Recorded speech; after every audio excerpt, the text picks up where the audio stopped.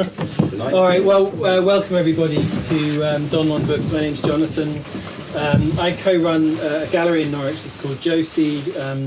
On Saturday at Josey, it was our great privilege to open Robert Glück's first solo exhibition of ceramic works titled Ghosts and Universes, Lingams, Rattles and Genies. Bob's ceramics practice, which I'm just going to talk about for a moment, began in 1966 in Edinburgh when he came to study at the College of Art, and he also travelled extensively around the UK. So although there have been periods of kind of more or less activity in Bob's ceramic practice, the show has been almost 50 years in the making, and the exhibition remains open for the next couple of months until the end of April. So please, if you fancy a day trip, come to Norwich and see the wonderful exhibition. A couple of years ago, the New York Review of Books reissued Bob's extraordinary 1994 novel, Margery Kempe. It's a rewriting of the life of the medieval Norfolk mystic Margery Kempe, and Bob's friends, fellow poets, writers, artists and lovers, his community, and their relationship to their bodies provided the model for the various people that Kempe encountered on her way. Bob's account of the Norfolk landscape, very interestingly, was lifted from guidebooks to the region. And when Bob and I had a... And William Wordsworth. And William Wordsworth. And when Bob and I had a public conversation about this book as part of a series of talks that was organised in relation to Norfolk.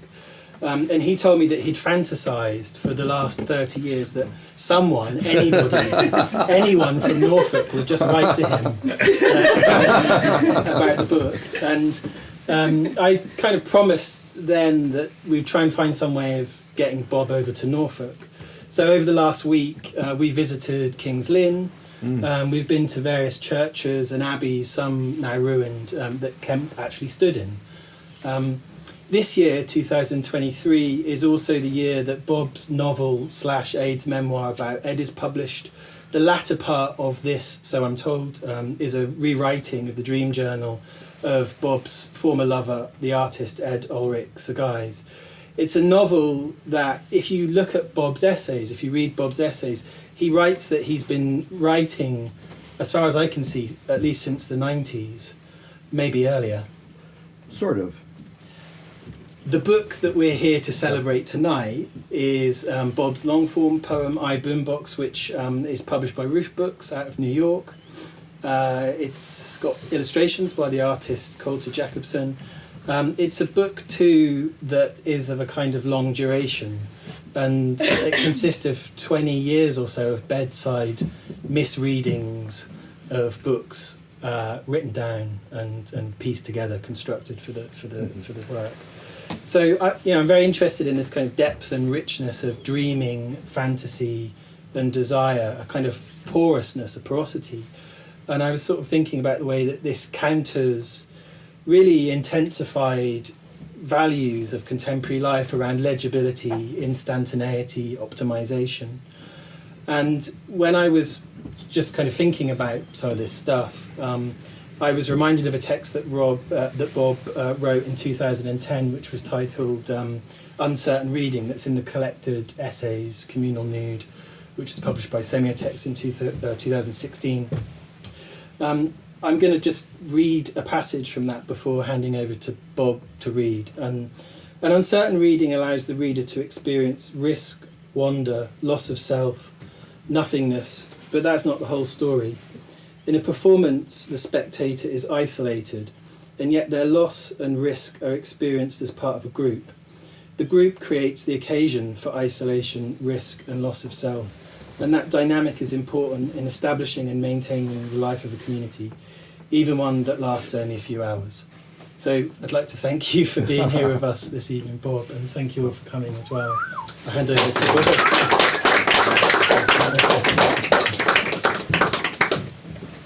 Thank you so much. Thanks to the bookstore, this wonderful bookstore. On the stairs. Let's see. I'm doing my archives now, and mostly it's just a big haystack of hundreds of yellow legal tablets with often things that I don't even understand.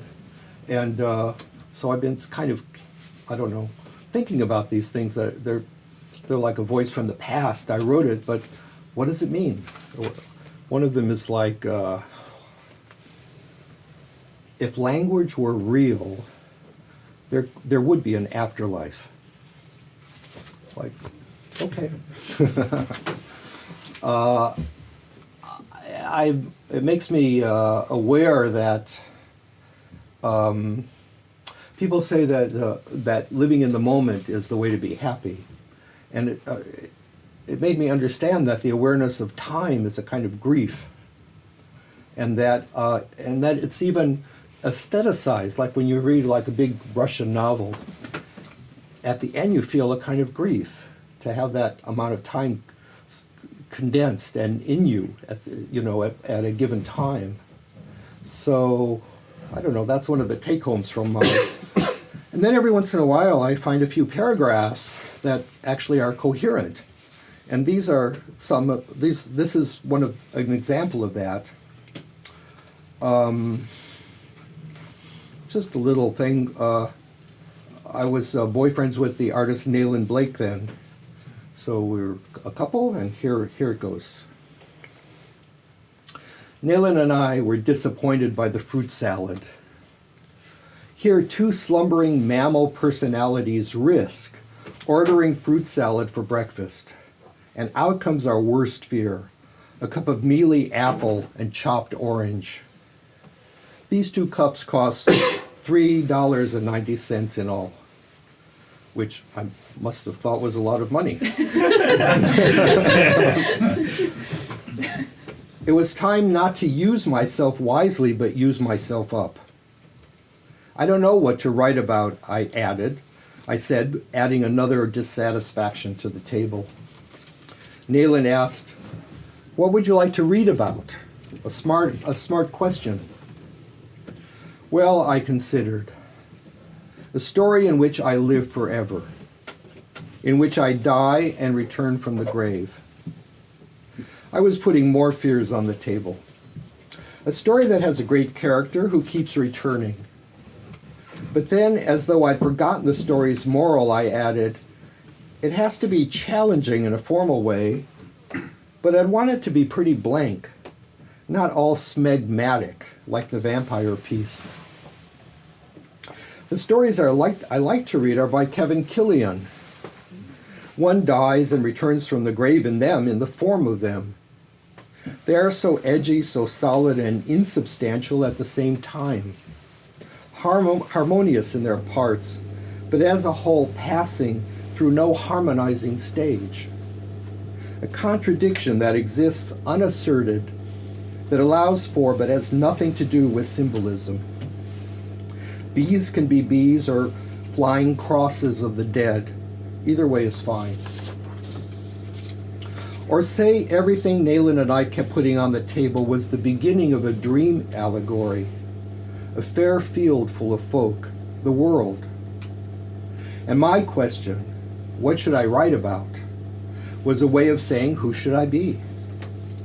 And Nayland's answer, what would I like to read, was a way of positing utopia. And my reply, to die and return from the grave, a way of saying the last story at the end of time, a story that goes beyond its own limits to an orderly place of renewal, the dream of renewal. Nayland is an amazing looking person. Dream of cauliflower. No idea what that means. I was Sinbad or someone like that. Loneliness takes the form of lost bearings. How Sinbad gets lost. That I could be Sinbad, sailing beyond my limits at the end of the story. So that's just a few paragraphs in the chaos. My friend Shiv Kotecha, he's a poet in New York, and he had a little bloggy thing called An Ordinary Night. It was a homage to Tim Dugos and a poem of his called Ordinary Night. And Here are, let's see, here's a few lines of that poem. Which are the magic moments in ordinary time? All of them. For those who can see, that is what redemption means. I decide at the meeting. That's an AA meeting. So this started off in Shiv's blog, and then it sort of migrated to the blog of the Paris Review. And it's called Bona Nit Estimat, an ordinary night. Bona Nit Estimat is Catalan. My partner is Catalan, and he is X, Mr. X, or Xavi. Okay. I can't fall asleep till my skin, sweaty, sticky, sizzling with bacteria, random fungal itches, swellings, vague histamine eruptions, has been unified by a bath or a shower. I wear a white cotton t-shirt softened by age to tame this commotion and to guard my insanely sensitive nipples against the onslaught of, say, the blanket's edge. Mr. X and I read for a while. I'm reading Derek McCormick's wondrous Castle Faggot, but after a few paragraphs the words stop making sense. I whispered Bona Nit Estimat. Xavi whispers Bona Nit Malparits. And we kiss. Why do we whisper? Sometimes we whisper, I love you. I roll onto my right side, and incredibly, Xavi slides closer and drapes an arm over me. Ceding bed territory sets off a small alarm. Sweet dreams, honey, he might add, amused to be using the English endearment. 30 seconds later, he snores softly in my ear, and a toenail digs into my calf. I am on the edge. He gathers the quilt in such a way that I am half exposed, and if I want more space or more covers, there will be a struggle. I find this adorable. Everything happened explains why we should be together in this bed. I often think about the dead before sleep, saying goodnight. Not think about, more like have the feeling of them. Are they my default setting? Is default consciousness what happens before sleep? My mother and I dislike talking on the phone, so we spent most of our weekly calls saying goodbye. But now I mentally pick up the phone and say hello, gesture. I think of Kathy Acker with a pang of love, a welter of unfinished business. When Xavi holds me, he contains these feelings. Tonight it's simple. I wish Kathy were alive to be held like this. I move Xavi's hand from my waist to my hip, free scrotum skin caught between my legs, and crack my right foot. When I yawn, sleep is near. But I rise onto my elbow to write these notes or other notes in my black notebook by the cell phone light. Xavi sleeps, my efforts don't disturb him. It has taken most of my life to learn to withdraw into myself, to sleep with a lover's arm around me. It's a level of trust, I suppose, the ability to trust. Going to sleep is so general. Am I most like others or most like myself? I kick the covers off. I run hot. That's okay. Xavi pulls the covers to himself. I photo-documented this one night at 4 a.m, every scrap of blanket gathered around him like a cocoon. J'accuse. He goes to sleep so quickly and stays asleep, I suppose. What a wonderful mammal. Sleep is complicated for me. I fall asleep, but staying asleep is a question because melatonin levels decline with age. I wake after 4 or 5 hours. My heavy body hurts more in the middle of the night than in the morning. Why? The taut feeling in my side, liver disease, pancreatic cancer, gallstones. Why do my feet buzz? Why does the horizontal hurt my knee?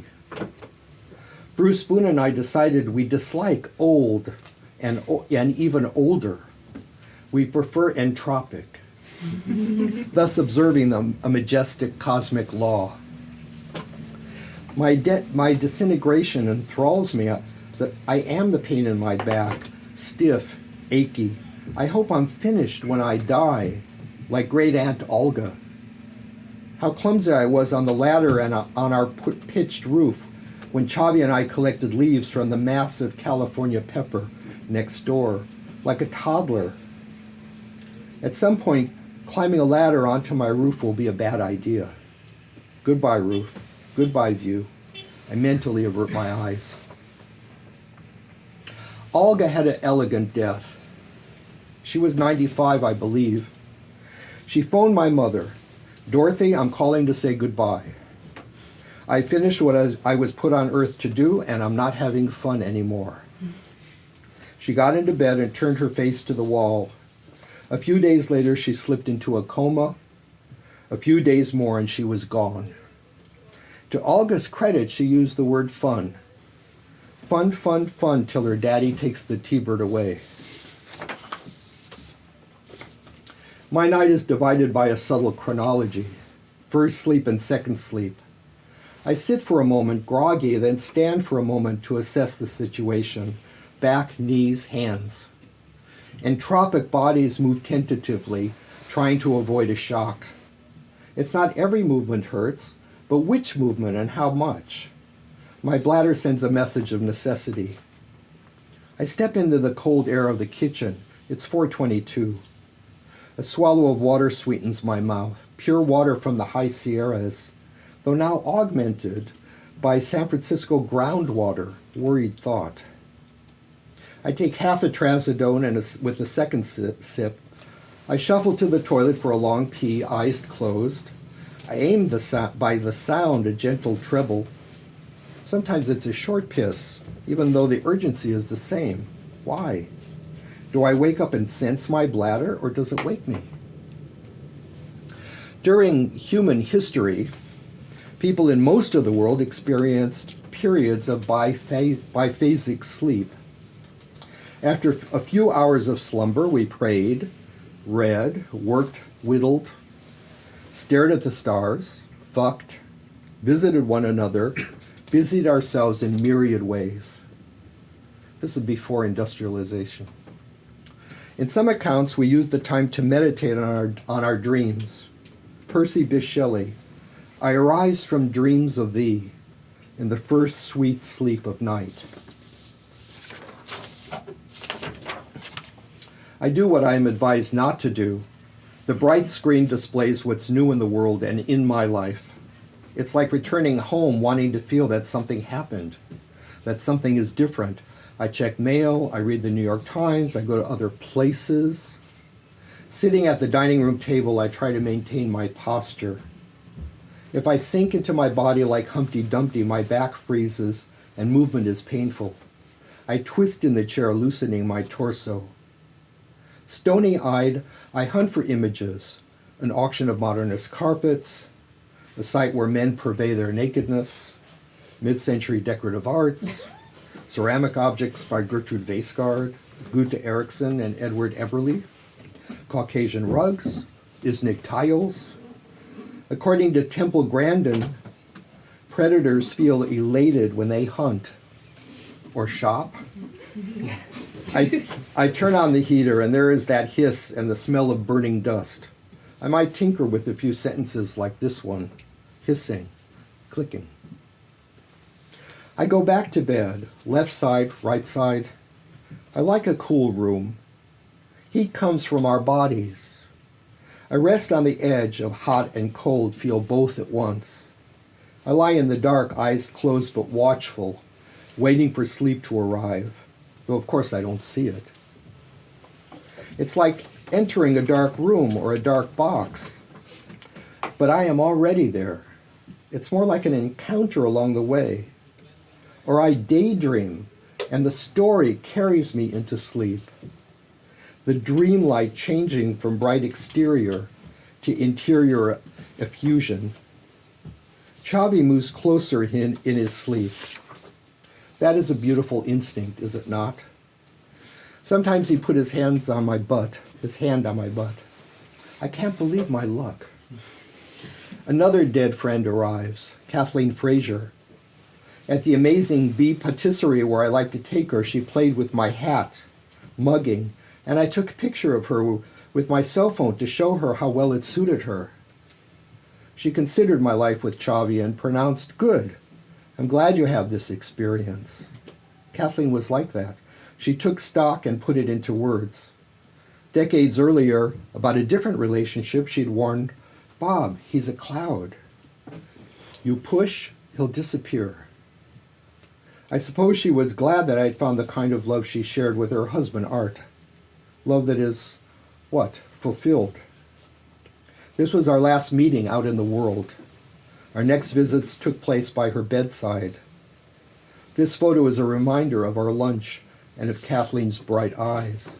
And here she is.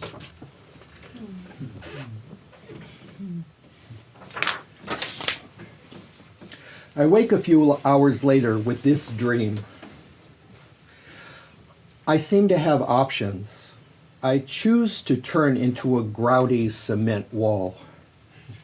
My gray cratered face looks like Georges Méliès's Man in the Moon as I dissolve into thick mortar on the top row of cinder blocks.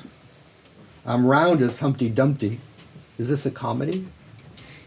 Instead of turning my face to the wall, I'm turning my face into a wall. Am I the wall that Humpty falls from? The wall Olga turns to? Thank you. So now I'm going to read some from this book.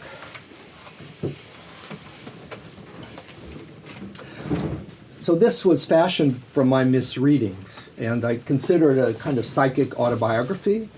And at the same time, it's kind of writing from the outside because it's could never have gotten to those forms of expression. It's sort of like dreaming on the page.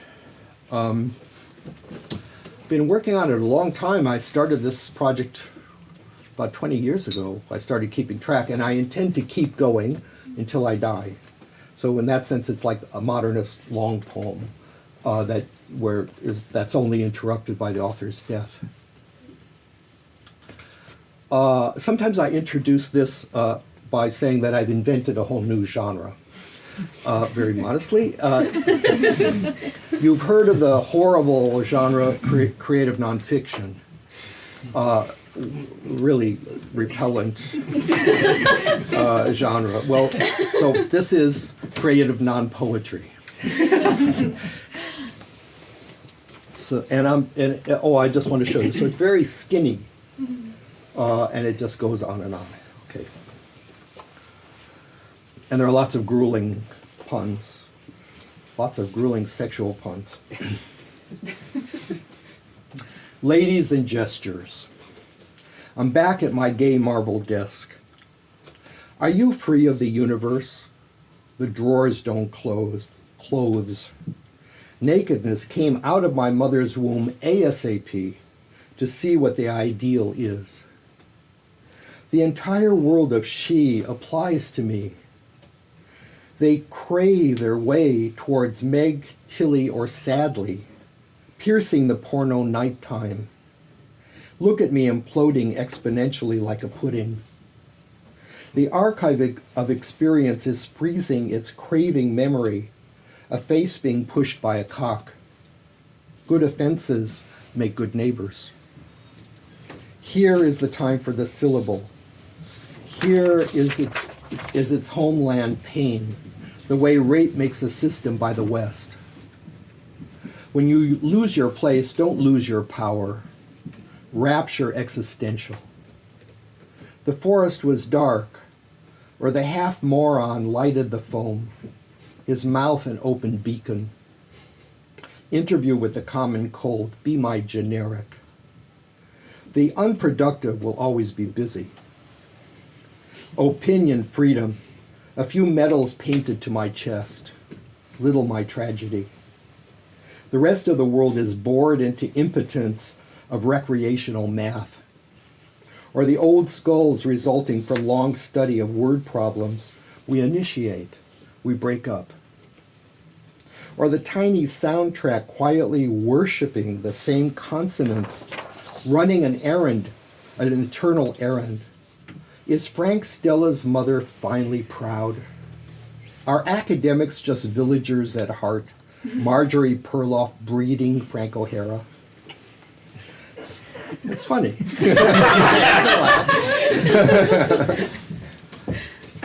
Someone holds my hand at the edge of the paragraph. What's on at the come? Say hi, stay hard. Pre-Christian delivery service, de-scramble the egg, someone befalls me. Chaos, the most beautiful music, as I thought death into existence. Soldiers of time am a single living stone, or a good sun becoming. There's nothing so sincere as waste. Lugging video equipment or canaries, saying something dislikes honesty, grew up in Scarland. Clouds make me angry. Or salty, or signifying release. Hot bottom needs 2 bipeds. Not unentitled, she pivoted her sex on my hand. The inner world fluttered against my mouth and smelled easily. Or I heard a noise, or a fish caught my eye. It was a panic, dark trees around us. Unfortunating male, really, how do we speak? Death rises and mingles with smoke rising through the peaceful, wind-soaked trees. Frail Hispanicide army passing through an exotic magazine. Or retrograde into the accidental zone, an extremely common zero, official liar. I better reach you before the pre-washing, a bill so sad it's awesome. Who knows what far-off rights causes the desert to think this reasonable music for me to consider. Cardio cowboy. He wants to bed the center of attention. Hank's uncut anus bouche. Top daddy for ruin. Wipe the cock off your face. Date for aliens who overwhelm the fussy toaster ovens of their private captors. The surrealist majority. The false note of a permanent self, a gargantuan strawberry. There was a group at Columbia called Students, making it more expensive for the uppercase, while I pray to the God of this sentence. The effects of the grin had climaxed the gist of his trust. First thought, best thought, LOL. He left me, but also entered me. We climbed along the distinct plants. He had bored, stubby hands. Triple gay guy, Eric Clapton, will play a pair of shadows. Rain or cold handmade the street, a theory of sublime factory, a shall we wave before she leaves umbilical indescribabilia. Or a light snow was feeling life's plan B, fuck luck. Even a line of text is a long, narrow bed where covers are completely deserted, etched in shades of gay. Benin bedroom community of Silicon Valley, or Norwellian organization for asylum seekers. History is written by the victims. Nor does property, honor, or character matter. Are the art classes for the undeserved youth moved by my delicacy over what is very wicked? Quote, reality is worse, Flaubert. My godliness is consciousness, boundless or self-deteriorating by the light of the sterile candlesticks. She works at the rotting ovens as his muscles warm to the eternal task. As I prepare for penetration, the gods are atheist. They may join hands. A beam of light is a condition to a moth. Gag of battle, she is, in a sense, the ingenious sneak that cloud drapes autumn, decanter of animal world, infamous now of recognizability. I soak my head in the cafe latte, random shades of glass in a little pitch blue. I know all mountains say their children are sweet. White people were making yogurt before they were invented. Ghosts are often dead-ended by offers, the annual stampede sale, the Federal Election Commission of Common Sense. Who is sleeping, eating, or speaking? Who? Necessary good? Check this out. Do people need a reason to be dumb? Incidents of moral slapstick? Or people will find a code in divination, the criminal crab season? I sat on the beach in the museum, families lying out on colossal towels, flesh eating flesh. Breathe into history with your wet mouth, that intricately corrupt primal real estate. How to bulletproof your child. Be your own Hamlet, his zit for life. He was a rubble without a cause, a simpleton. To write unruly is to speak from the depths. He found his historical ache in the life of red bricks with their hemorrhaging pattern. Big business of the unconscious. Survived 100 teen boys' outrages to property theology. Theology makes dating more complicated. The detection of the cosmic weirdos. A seat at the table wearing a special hat that highlights her dancer's legs. Tetsumi Kudo's sculptures damaged the world. Or I became the eggplant in the room. A new way to learn more sincere data at the coroner's office. Or improve sick dictator, but victory is simply a slipping stone to the big prize, a Gnostic punch, a death-breathing, undulating image of Hilma af Klint. I, a pestilent, take temporary vows, living on modest silence. So I'll stop there. Thank you so much.